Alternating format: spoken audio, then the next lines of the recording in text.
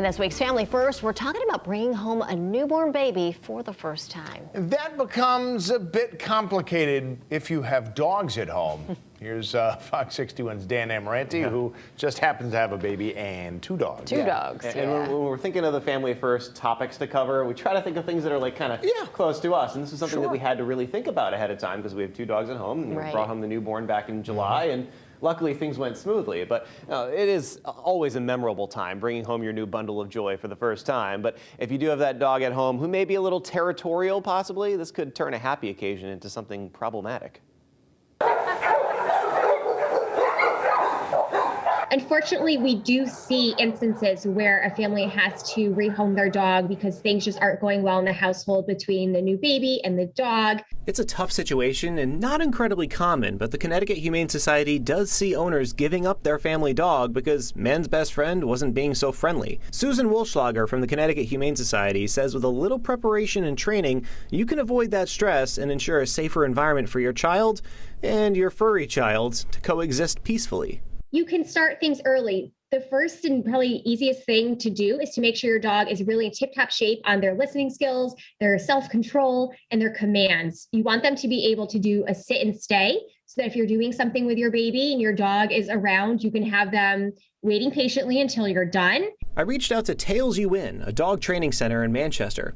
Cindy Laporte trained my dogs Luna and Eva, and she's had decades of experience learning canine behavior. The biggest thing with us is setting the dogs up to be correct and to be successful, and not to ever punish the dog in the presence of the new baby in the row.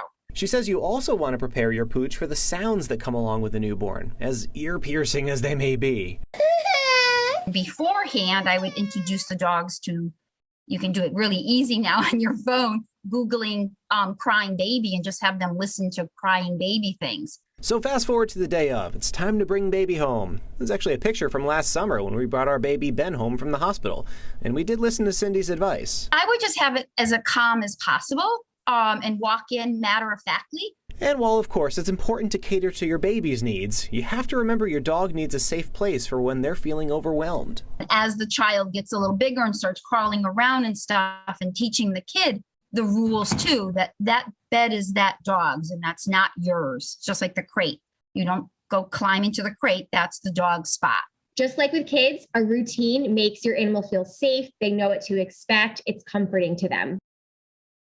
And so just to recap, it comes down to preparation and just staying calm when the introduction is made. The dogs will feed off of your energy, and maybe the baby will as well. And as that baby grows up, teach him or her to respect the animal and be gentle.